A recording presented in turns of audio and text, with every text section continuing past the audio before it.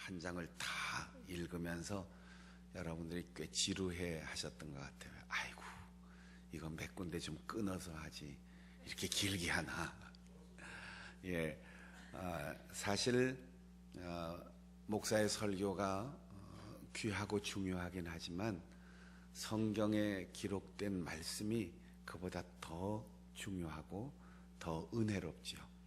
이 말씀을 우리가 읽으면서 다소 길다, 이해하기가 좀 어렵다 그럴 때 그 전체의 문맥을 잘 이해하는 방법은 자주 나오는 단어를 몇 개 골라가지고 그걸 연결해 보면 산만한 것 같고 지루한 것 같은 그 본문이 쉽게 이해될 수 있습니다. 오늘 자주 나오는 단어가 인자하심과 성실하심이라고 하는 하나님의 속성에 대한 표현입니다. 우리가 내가 아는 사람에 대해서 그 사람 누구야? 이렇게 물으면 내가 겪었던 여러 가지 그 사람에 대한 정보를 정리해서 이렇게 얘기를 합니다. 그리고 한두 마디로 그 사람을 표현하기는 어렵지만 그래도 그 한두 마디를 들으면 그런 분이구나, 그런 사람이구나 이렇게 이해할 수 있어요.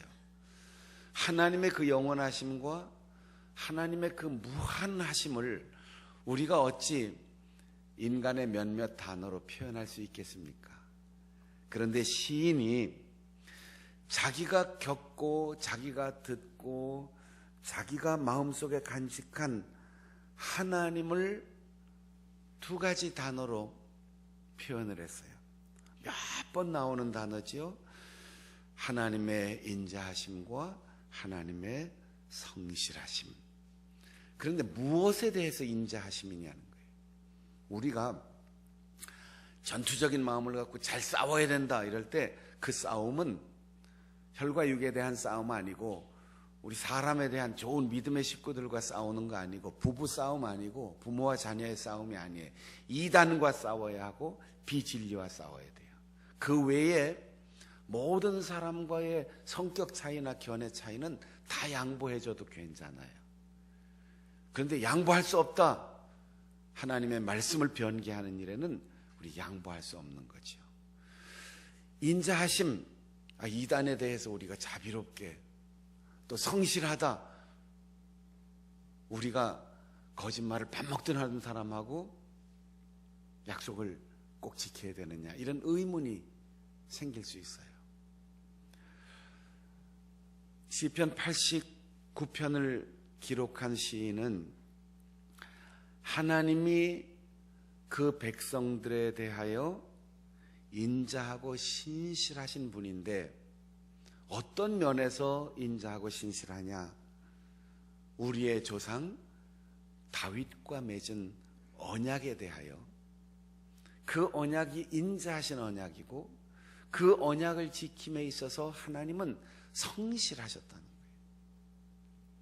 그렇다면 반대로 그 언약의 또 다른 상대방인 이스라엘 백성, 다윗과 그 후손 임금들, 그 땅에 존재하는 모든 종교 지도자들은 어떠했는가? 하나님은 인자하셨는데 사람은 인색했어요. 하나님은 성실하셨는데 인간은 변덕스러웠어요. 자, 오늘 우리가 개인적으로 긴 인생을 얘기할 것 없이 올 한 해 동안 우리가 어떻게 살았는가 한번 돌아봅시다. 내가 정말 하나님 앞에 어떻게 살았는지, 꼬치꼬치 따지고 내 거 주장하고 이익을 챙기려고 하고 받으려고만 했던 우리의 옹졸하고 인색한 마음에 비하여 하나님이 얼마나 우리를 인자하게 대하셨는지, 아침에 일어나면 희망을 갖다가 한낮에 복잡한 환경 속에 살다 보면 하나님이 계신가 안 계신가, 하나님이 정말 나를 사랑하시는가 아니면 나를 버리셨는가, 어려운 일을 당하면 하나님은 어디 계신가? 그렇게 우리의 마음은 아침과 저녁으로 달라지고 연초에 먹었던 마음, 우리가 연중에 얼마나 많이 변덕스러웠는가를 생각해 보세요. 그리고 우리가 결심했는데 과연 얼마만큼 그 결심과 하나님 앞에서의 약속을 지켰는지 돌아보십시오. 연말과 연초에는 그 헬스클럽, 건강을 관리하는 프로그램 이런 데가 다 텅텅 비어 있다 그래요. 왜냐하면 연초에 다 결심해서 빡빡하게 다 회원 가입하고 열심히 한 달, 두 달 이렇게 다니다가 다 흐지부지 없어지고 연말 되면 다 비어 있다는 거지. 헬스클럽만 비어 있을 것 같아요? 다이어트 프로그램만 폐기됐을 것 같아요?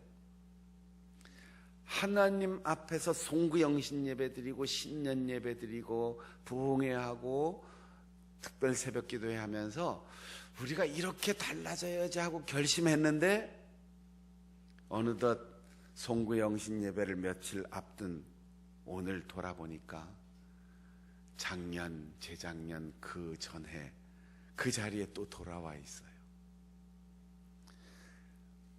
우리가 이렇게 변덕스럽고 우리가 이렇게 옹졸하고 인색한 것처럼 하나님도 나를 그렇게 대하셨다면 우리가 지금 어떤 형편에 처해 있을 것 같습니까?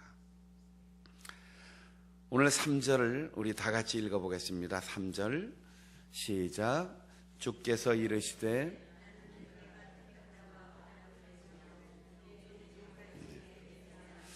하나님께서 택한 자와 언약을 맺었다.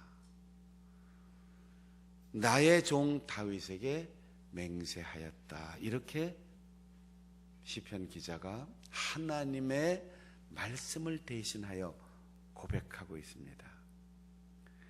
세상에 많은 종교들이 있어요.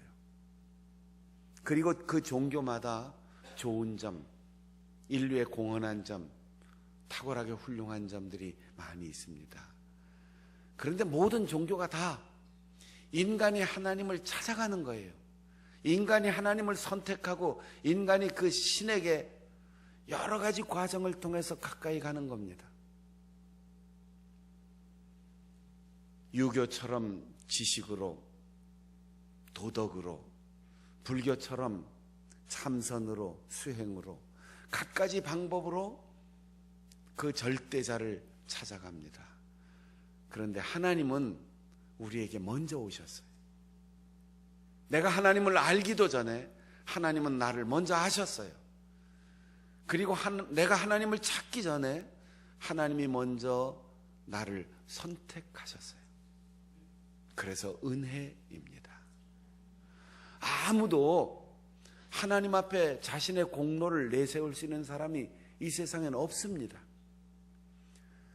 교회 역사책에 그리고 사람들끼리 한 해 혹은 수십 년을 평가할 때 우리 교회는 그분이 참 위대했어. 그분이 참 훌륭했어. 어떤 목사님, 어떤 장로님, 어떤 권사님 덕분에 우리 교회가 이만큼 왔어. 이렇게 기록할 수 있지만 하나님 앞에서 그렇게 말할 수 있는 사람은 단 한 사람도 없어요. 우리가 남보다 오랜 세월 교회를 사명으로 잘 지켰다면, 우리가 남보다 더 많은 직분과 사역에 헌신했다면, 우리가 남보다 많은 헌금을 드리고 열심으로 밤을 새워 기도했다면, 그렇게 하고 싶은 사람이 어디에 없겠습니까? 그런데 내가 할 수 있는 하나님이 주신 은혜와 능력을 받았기 때문에, 하나님이 나에게 주셨기 때문에, 하나님이 나를 붙드셨기 때문에, 하나님께서 나에게 감당할 수 있는 능력을 주셨기 때문에 할 수 있어요. 그래서 은혜입니다. 감사합니다. 이 두 마디만 우리가 할 수밖에 없어요. 하나님께서 이스라엘 백성들을 먼저 선택하셨습니다. 심지어 숨어서 왕 되기 싫은 사람을 찾아내서 불러서 왕을 삼았습니다. 시험치고 경쟁하고 칼을 휘둘러서 권력을 찬탈한 게 아니고 저 들판에서 양을 치던 목동을 하나님께서 찾아내셨습니다. 이스라엘의 역사에 남는 위대한 임금을 만드셨습니다. 많고 많은 나라 중에서 저 메소포타미아에서부터 애굽까지 오가는 수많은 초원길에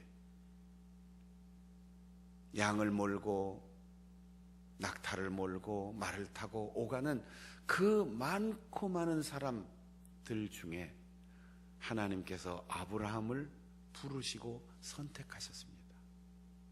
하나님의 주권이며 하나님의 은혜입니다. 그리고 그들과 함께 약속하셨다는 거죠. 언약을 맺었습니다. 제가 이 언약이란 말이 나올 때마다 빠짐없이 꼭 설명을 합니다. 언어의 개념이 다르기 때문에 우리는 약속하든 약속을 맺든 체결하든 전부 매듭을 묶는다 이런 뜻이에요. 묶는다, 언약을 맺는다.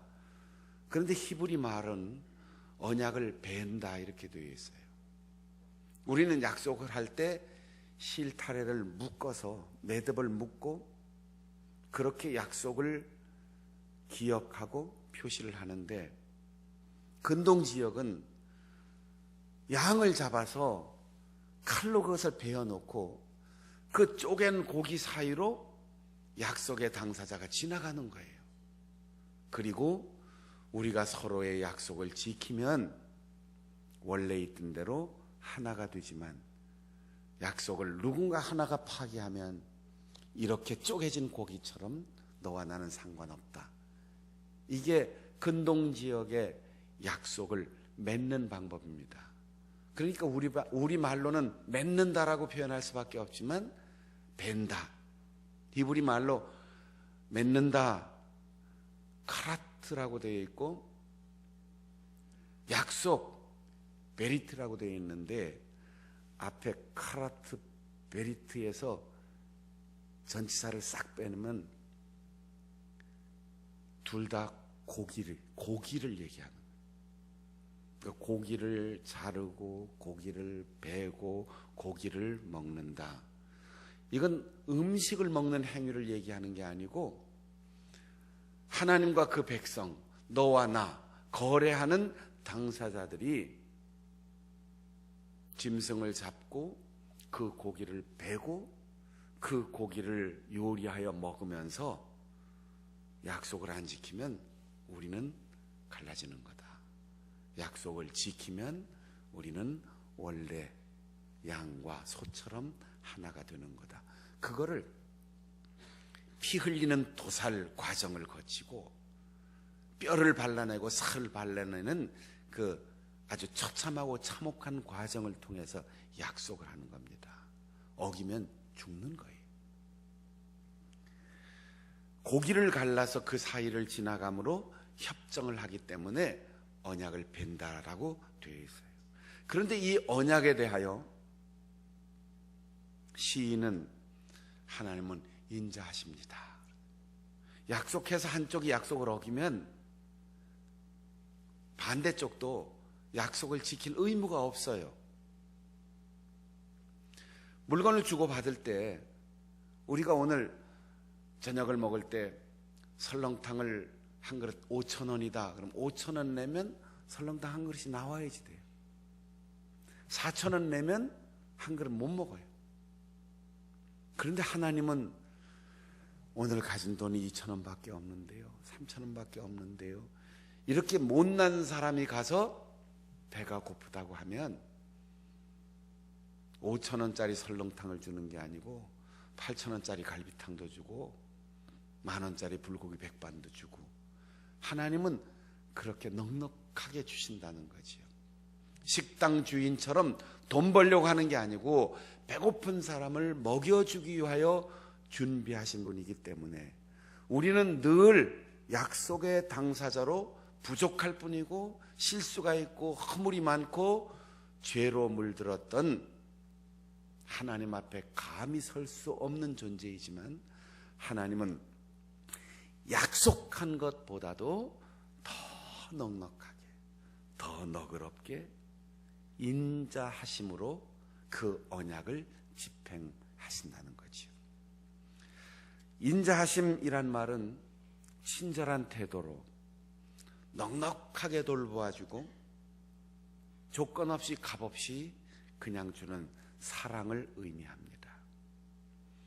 여러분 룻기를 읽어본 경험이 있을 거예요. 거기 보면 시어머니 나오미를 따라서 베들레헴으로 돌아온 룻이 이방 여인이지만 남편은 죽고 오직 시어머니의 하나님을 섬기기 위하여 시어머니의 나라와 백성을 선택하고 그 땅에 와서 아무것도 먹을 생계의 수단이 없습니다. 그래서 추수하는 밭에, 보아스라고 하는 사람의 밭에 가서 떨어진 이삭을 줍습니다. 일꾼들은 이삭을 흘리면 안 돼요. 베어서 알뜰하게 거둬야 의무를 다하는 겁니다. 그런데 그 밭의 주인 보아스가 아무리 사람이 알뜰하게 해도 어딘가 떨어지게 되어 있죠. 그런데 하인들에게 룻을 이렇게 보면서 저 불쌍한 여자를 위해서 너무 알뜰하게 줍지 말고 베지 말고 대강대강 떨어뜨리고 가라고. 이게 인자함입니다. 보아스는 넉넉한 마음으로 이삭 줍는 여인을 불쌍히 여기고 그에게 인자한 이삭, 떨어지는 이삭들을 베풀었습니다. 그래서 좋은 아내를 얻었고 그래서 다윗 임금의 할아버지가 될 수 있었습니다. 사랑하는 여러분, 우리가 하나님의 인자하심 때문에 오늘 이렇게 살 수 있는 겁니다. 죄의 대가를 정확하게 받아내고 우리의 모자라고 어리석고 우둔한 그 우리의 지혜와 우리의 감정 그대로 하나님이 우리를 대하시면 오늘 우리는 다 날벼락 맞아서 길에서 오다가 다 죽었을지 몰라요. 제가 오래전에 여러분에게 그런 얘기를 한 적이 있는데, 처음 제가 신학교를 졸업하고 30도 안 돼서 첫 아이 낳고 2달 만에 저 경기도 양평에 있는 아주 시골 마을에 목회하러 갔는데 1년, 2년 지나면서 교회에서 너무도 속썩이는 사람이 있었어요.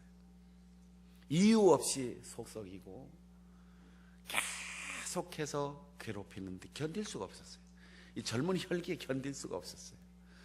근데 제가 신학교 다니면서 우리 선배 목사님들한테 간증을 들어보니까 목회를 하면서 막 무용담이 무협지는 저리 가라 하는 무용담이 막 나오더라고. 목사 말 안 들으면 목도 부러지고 다리도 부러지고 병도 생기고 불도 나고 자식이 어떻게 되고 막 이런 얘기를 듣다가 제가 너무도 고통스러워서 기도했어요. 하나님, 그 우리 선배 목사님들 얘기가 목사 말 안 들으면 부러지고 깨지고 어려워지고 실패도 하고 그런다는데 제가 전도사라서 그렇습니까? 왜 부러지는 역사가 안 일어납니까?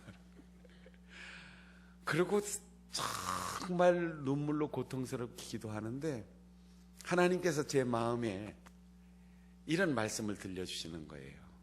야, 속썩이고 잘못한다고 부러뜨리기로 들면 넌 지금 살아있겠냐? 넌 지금 살아있겠냐?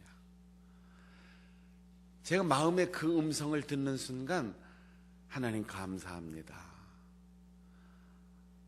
내가 실수하고 잘못하고 죄짓고 그럴 때 저희 고향교회 목사님이나 또 부목사님이 나를 척히 바라보면서 받아주고 기다려주고 가르쳐주고 기도해주고 이해해주고 그랬던 추억들이 쭉 떠오르는데 하나님, 내가 죽는 날까지 다시는 이런 기도하지 않겠습니다. 아무리 속상하고 아무리 마음 아파도 하나님이 나를 기다려주시고 마침내 나를 이 길로 인도하신 것처럼 나도 그냥 기다리겠습니다. 그렇게 기도하고 그 이후로 제가 목회하면서 그런 일은 없었어요. 하나님이 우리를 인자하심으로 대하였어요. 우리가 행한 그대로 갚은 게 아니고 우리가 잘한 것만 갚아주시고 잘못한 건 기억하지 않으시고 용서하시고 다시 돌아올 때까지 기다려 주셨어요. 이것이 이스라엘 백성들을 대하신 하나님의 마음이고 다윗 임금과 그 후손들을 대하신 하나님의 태도입니다. 두 번째는 성실하심이라고 하였어요. 여기 성실하다 이 말은 어떤 일이 있어도 흔들리지 않는 견고함. 요즘 지진이 자꾸 일어나서 걱정들 하는데 땅이 흔들리면 아무것도 믿을 수가 없어요. 시간과 세월이 흘러도 변하지 않는 신실함. 우리가 오랜만에 사람들 만나면 참 그 사람 변했어. 옛날엔 안 그랬는데 참 나이는 어쩔 수 없는가 봐. 그때는 그렇게 순수하더니 어쩌면 저렇게 속물이 되었나. 이렇게 변하는 사람이 있어요. 직무에 대해서 믿음직한 진실성을 가리키는 말입니다. 우리 속담에 이런 말이 있죠. 처삼촌 벌초하듯. 일을 시켜놓으면 영 믿음직하지 못하다는 거예요. 왠지 설렁설렁 대강대강 할 것 같아요.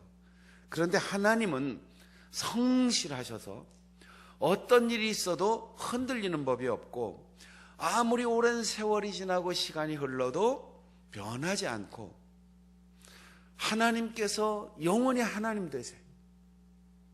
우리가 하나님의 그 성실하심을 본받아야지 돼요. 참 옛날엔 괜찮았는데 어찌 저 모양일까 이런 생각이 드는 사람이 있을 수 있어요. 큰 소리 칠 때는 참 잘하는 것 같더니 저렇게 싹 변했을까. 청년 시절엔 잘하더니 나이 들면 달라지는구나. 그래서 여자들은 시집 가봐야 그 신앙이 진짜인지 알고 남자들은 군대 갔다 와봐야 진짜인 줄 안다. 이런 속담이 옛날부터 있었어요. 세월의 검증을 받고 고난을 통하여 검증을 받고 자기의 좋은 환경을 떠나봐야 그 사람의 신앙이 진짜인지 검증될 수 있다는 겁니다. 그런데 하나님은 100년이 지나도 1000년이 지나도 갈대아에 있을 때나 하란에 있을 때나 가나안에 들어오나 애굽을 갔을 때나 변함이 없고 아브라함 때나 이삭 때나 야곱 때나 변함이 없고 임금들이 몇 명씩 갈려서 그들이 우상을 섬기고 우상 앞에 절을 해도 하나님은 변함없이 이스라엘 민족을 섭리하시고 책임져 주셨습니다. 시인은 지금 어떤 형편에서 노래하느냐 하면 38절에 이런 구절이 있어요. 38절 우리 다 같이 한번 읽어보실까요? 38절 시작. 그러나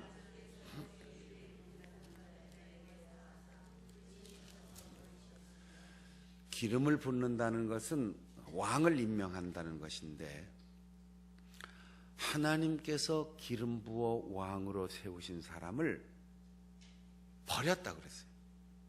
이런 상황에서 지금 시인은 하나님은 인자하시고 성실하십니다. 이렇게 노래하는 거예요. 그러면 앞뒤가 맞지 않는 것 아닙니까? 하나님은 너그러우시고 하나님은 변함없으시다 이렇게 고백하면서 기름 부어 세우신 임금을 쳐서 버리셨습니다. 이렇게 고백하는 것이 앞뒤가 맞지를 않아요. 열왕기하 24장에 보면 이스라엘의 마지막 왕조 여호야긴이라고 하는 임금이 임금된 지 3개월 만에 바벨론 임금에게 포로로 어머니와 그리고 아내와 내시들과 권력자들 모두 잡혀서 포로가 되어 머나먼 나라로 쇠사슬에 묶여 끌려가는 장면이 나옵니다. 용사가 7,000명, 그리고 갖가지 재능을 가진 장인들 1,000명, 이렇게 포로로 다 끌려갔다고 했어요. 이것이 지금 기름 부음 받은 자가 버림을 받고 하나님으로부터 내쳐짐을 당했습니다라는 표현이에요. 그런데 이것이 한 시대의 일시적인 현상일 것을 믿고 하나님의 영원하심을 고백하는 겁니다. 지금 우상을 섬겼고, 지금 하나님을 잊어버렸고, 지금 하나님의 뜻대로 살지 못했던 그 언약을 폐기할 만한 당사자들이 나라가 망하고 포로로 잡혀가고 권력을 다 잃는 어려운 고난의 시기, 바벨론 포로의 시기를 겪고 있지만, 그러나 하나님, 이것은 잠시뿐인 것을 우리가 믿습니다. 우리를 징계하시지만 아주 버리지 아니하시고 우리를 용서하시고, 나는 지금 고난당하고 나는 지금 버림을 받지만 믿음으로 회개하는 마음으로 양육한 우리의 자녀들, 우리의 손자 손녀들은 다시 고국으로 돌아가고 다시 하나님의 은혜의 자리를 회복할 줄로 믿습니다라는 신앙과 희망의 고백입니다. 그래서 인자하심이 잠시 유보되는 것 같고 성실하심이 잠시 흔들리는 것 같은 것, 그것은 사람이 볼 때 유한한 인간의 시간과 환경 속에서 그렇게 느껴지지만 영원 속에서 하나님은 변함이 없으시다는 고백입니다. 그래서 28절에 다시 그 인자하심을 영원하게, 그 후손을 영구하게, 그렇게 하나님께서 변함없이 약속을 지키신다라고 고백합니다. 30절에는 그들이 징계를 당하고 그들이 고난을 당하는 이유를 이렇게 말합니다. 나의 법을 버리고 규례대로 행하지 않으면 회초리로 죄를 징벌할 것이고 채찍으로 그 죄악을 벌한다. 그러나 맹세한 대로 살면 후손이 장구할 것이고 그 왕위가 해같이 빛날 것이고 달같이 견고할 것이다. 이 약속의 말씀은 무슨 뜻일까요? 채찍에 맞아도 낙심하지 말고, 회초리로 매를 맞아도 절망하지 말고 돌아오라. 회개하는 자를 용서하고 그 후손들을 복되게 하리라는 약속의 말씀을 믿고 하는 고백입니다. 우리가 살다 보면 때로 실수할 수 있고 실패할 수 있고 하나님 앞에 부끄러운 범죄를 저지를 수도 있습니다. 그러나 하나님께서 우리를 채찍질하시고 우리에게 매를 때리실 때 빨리 깨닫고 즉시 돌아오면 하나님은 넉넉하고 너그럽게 용서해 주십니다. 하나님은 우리가 변덕스러운 것처럼 그렇게 변하지 않으시고 기다려 주시고 용서해 주시고 우리에게 지난날 약속하셨던 그 은혜로운 삶의 약속을 우리의 내일에 그리고 우리의 후손들에게 허락해 주십니다. 이 하나님의 인자하심과 성실하심을 믿고 인생을 살아가는 동안 어떤 고난과 어려움 속에서도 절대로 낙심하지 말고 포기하지 말고 절저하게 회개하고 하나님 앞에 온전히 서서 주님의 은혜를 회복하고 우리의 자녀들을 하나님께로 돌이킬 수 있는 복된 믿음의 사람들 되시기를 바랍니다.